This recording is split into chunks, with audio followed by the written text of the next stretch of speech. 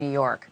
The shooting that took our breath away was the killing of Judge Kevin Mullins right there in his own chambers. We know who fired those shots. It was on video right there. That was Sean Mickey Stines right there with the gun. He was the sheriff at that time of their rural Kentucky county. And he was also a close friend of the judge. And he's not a sheriff anymore. He's an inmate waiting for trial. But just like the CEO murder, the motive in the Judge Mullins case is a mystery, which means that the two men's long shared history has been under the microscope. And tonight, a gut punch of an exclusive to tell you about. It turns out there are recordings about the dead judge that tie him to some very dirty business in that county. A sex for favors scandal that sent a former deputy to jail and got the sheriff, who's now facing murder, sued in federal court.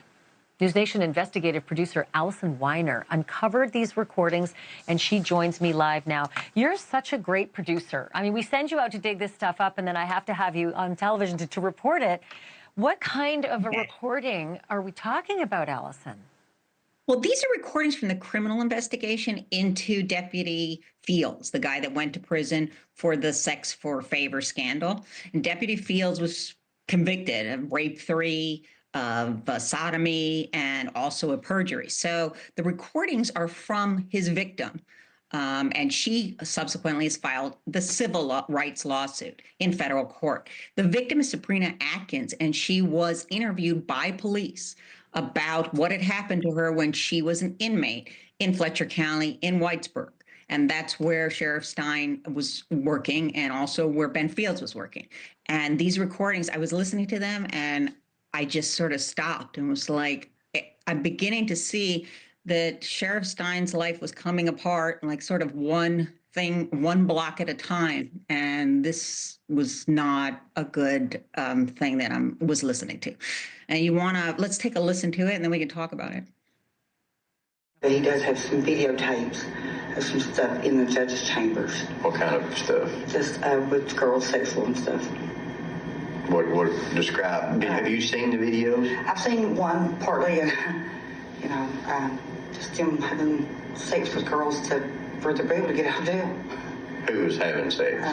Ben and just some higher ups up there. Who? The judge and. You saw the video. Mm-hmm. Yeah.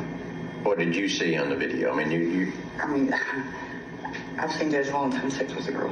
Who was the girl? I don't know, because I don't know a lot of people from over. Where was it at? In his office, in the judge's chambers. Is that the same place that you were meeting Ben? Is that how you know it was a judge in chambers? Yeah. And this was Judge who? Mullins. Allison, wow, that's pretty clear. That's her saying Judge Mullins was having sex with these people in his chambers, just like the other deputy. Here's the question I have, because it seemed to me that it became an open secret among female inmates that you can sleep your way out of jail because these men and these higher-ups, not the ones necessarily on the screen, this is an allegation only, will have sex for these release favors.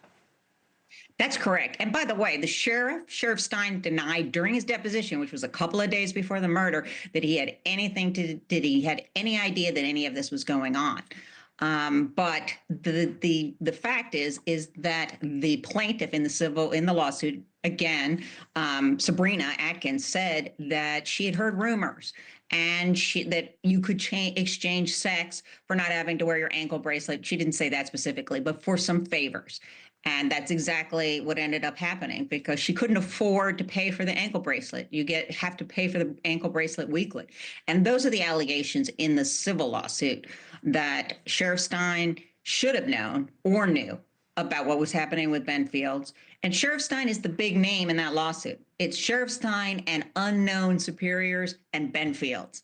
So he was facing some heavy damages and the loss of his entire career based on this civil rights lawsuit. And frankly, the plaintiff's lawyers told me, Ned Pillersdorf has told me several times, because it's like they were running a brothel out of that courtroom. Unbelievable. Well, I feel like it's just the tip of the iceberg, because there's still a lot more to connect Stein's allegedly murdering the judge based on what the judge maybe would have said to bring Stines more into this picture. So you're invited back, anytime. Just knock on the door and you're on Alice.